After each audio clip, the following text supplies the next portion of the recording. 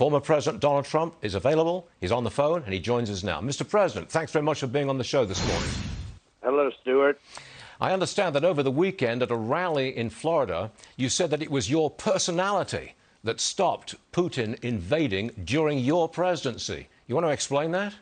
Well, that's very interesting. We start off with that one because if you remember when I was running in 2016, they all said Trump will get us into a war. Right. It's his personality. He's going to get us. And actually, now they say it was my personality that kept us out of a war. So I think it was, we had a great 4 years, and shouldn't have happened what happened, but it did with the election, and now we have people running it. What's gone on with Ukraine should never have happened, Well, Stuart. President Biden goes to Poland on Friday of this week.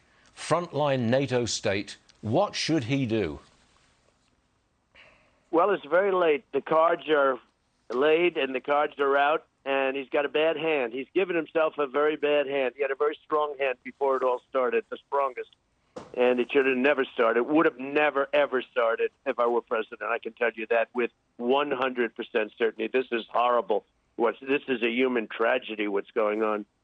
He's now going with a very weak hand, and he is not somebody that really mixes it up. He sits there, and everyone tells him what to do and what they're doing, and he doesn't mix it up. He doesn't. Look, it's very sad to watch. I've watched it. I've seen it. And these other countries are taking over, and they're leading, and we're supposed to be the one that's leading, and they're taking advantage of us like they have. Even our allies, they take advantage of us on NATO. They take advantage of us on just about everything they can, and in particular on trade. I mean, on top of everything else, they take advantage of us on trade, and they're really telling him what they want to do, not what we want to do. So it's pretty sad to watch. There's this discussion about whether we should send jets, MiG jets, to help the Ukrainian Air Force. Would you send in that kind of help? Well, maybe even more, to be honest with you. And I'm the one that would have stayed out. I'm the one that would have stayed out. Let me just explain that Putin is saying things like, don't you dare send anything in. In the meantime, he's killing thousands and thousands of people. So he's acting like we're an aggressor. If we send in some old 44-year-old plane that probably gets shot out of the sky pretty quickly, and he's acting like we were terrible people if we do that. But he's killing tens of thousands of people, far more than they're reporting. You don't knock down those buildings and blow up those buildings, and they say 2 people were injured slightly. And thousands of people are being killed. And when he says, don't you dare do that, and we all say, oh, he said don't do it, we don't want to start. The fact is that what he's doing is a human tragedy. There's not been anything like this. In a sense, maybe ever, but certainly since World War II, when you look at it. But there's never been anything like this. So what do you do now? You said you'd maybe do more than just send in the MiG jets. All right. What more? What I would do is we have tremendous military capability. And what we can do without planes, to be honest with you, without 44-year-old jets, what we can do is enormous. And we should be doing it, and we should be helping them to survive. And they're doing an amazing job. But, I was the one that sent in the javelins. I mean, everyone refuses to acknowledge that, and I took a lot of heat. And I sent it in very openly and glowingly, and they said Obama sent blankets and Trump sent javelins. Well, nobody knew how well those javelins would do and how well but those javelins that knocked out all the tanks, those were sent by me, and we sent them in large numbers, too. I didn't even realize at the time when I sent them, I said, man, that's a lot of stuff we're sending, but let's do it. Let them have a chance. Who would have thought that they would have been so powerful, the way they protected that country? But they need other kinds of help. And one thing I do rapidly is I'd get the oil flowing, because if you reduce the price of oil significantly, that war is going to end. That war is going to end. You know the expression, what you need for war is 3 things: money, money, and money. And if you bring down the price of oil, and you could knock the hell out of the price, I had it down to $1.71 at one point. In fact, it was so low that I was afraid we were going to lose our oil company. You got to get that oil down. And if you get the oil down, that war is going to end. But let me press you again on what extra military help you would give to the Ukrainians. You say you want to do more than just the MiG jets or the Javelins. Yeah. What more? Well, I think the drones are just as effective as anything nowadays. I mean, they make drones today. We have drones that are just as effective as just about anything in the air, anything you can do in the air. And you can do drones, plus they give back tremendous amounts of information, and the information leads missiles right to whatever the hell target they are, and you don't have to shoot them from Ukraine, so therefore you're being neutral. It's so ridiculous.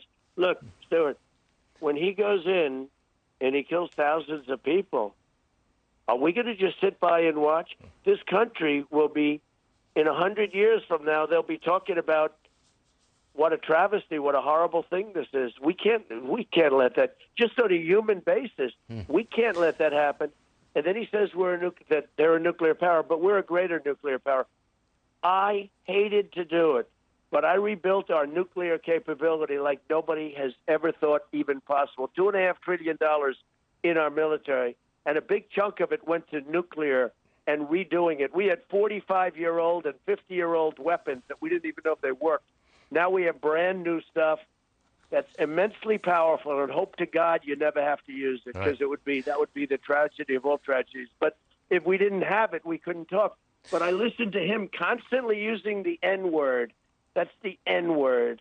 And he's constantly using it, the nuclear word. And we never talk. We say, oh, he's a nuclear power. But we're a greater nuclear power. We have the greatest submarines in the world, most powerful machines ever built, most powerful, and they got built under me, most powerful machines ever built, and nobody knows where they are. And you should say, look, if you mention that word one more time, we're going to send them over, and we'll be coasting back and forth up and down your coast. You can't let this tragedy continue. You can't let these thousands of people die. It's going to be hundreds of thousands and maybe millions of people by the time it ends. Well, let me turn to China. China has a deal with Russia. They'll help each other during this war. President Biden held this 2-hour phone call with Xi Jinping. We haven't got a transcript. We don't know what threats were on the table, but we presume... I think I do. Oh, go ahead. Tell us. We were threatened by China. You know, I heard that he said, he read a line that they gave to him about the repercussions. They gave him a line, and he read it. She's very smart, okay? I dealt with all of them. I know them all. I know them better than I know you, Stuart, and I know you, and I like you, and I congratulate you on the success of your show, because people love your show and they love you, but I know them better than I know you.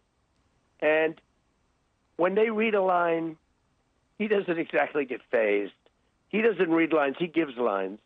And I believe strongly that he made a threat actually to Biden, and that wasn't reported. So we should get a tape of the call, just like we did with my perfect call to the president of Ukraine, which is the reason I like him so much, one reason. And now he's proven to be, because he stood up for me with that call. He said Trump did nothing wrong. He didn't threaten me. He didn't threaten me. He could have gone the other way, could have gone woke, like guys like Bill Barr do. Do you respect Putin? Well, he's a different person. I'll tell you something. I got along with him. And, look, I got along with him loving this country, and he loves his country, okay? But he's a different person than he was. He seems to be different. Is he sane? He looks different. He's a different solid person. Mentally? It just doesn't seem to be the same person I was dealing with. We had a decent relationship. It was very hard because of the Russia hoax, And I told him, I said, it's very hard for me to do anything for Russia and for you to do anything, because these horrible, horrible people that are, perpetrating this hoax, the Russia collusion nonsense, millions of phone calls. I never made one to Russia. Think of it. Millions of calls. They went through the phone records. Millions of calls, not one call to Russia. Well, it was a total hoax. It's come out. And the Durham report, I look forward to seeing more and more of it. I wish it could go faster. Okay. But I look forward to seeing more and more of it. But I will say this. We did well with Russia. They didn't attack any countries under us. I'm the only one where that didn't happen. And with Bush, they took Georgia, and they took Crimea with Biden and Obama. And now he said, to hell with it, let's take the whole thing. But even Sleepy Eyes Chuck Todd on NBC said the other day when he was interviewing, I think it was Blinken, he said, how come this never happened under Trump? China didn't do anything. Russia didn't do it. Nobody did anything. In fact, and we got along with North Korea. You know, how come none of this stuff happened under Trump? And someday you and I will sit down and I'll tell you why.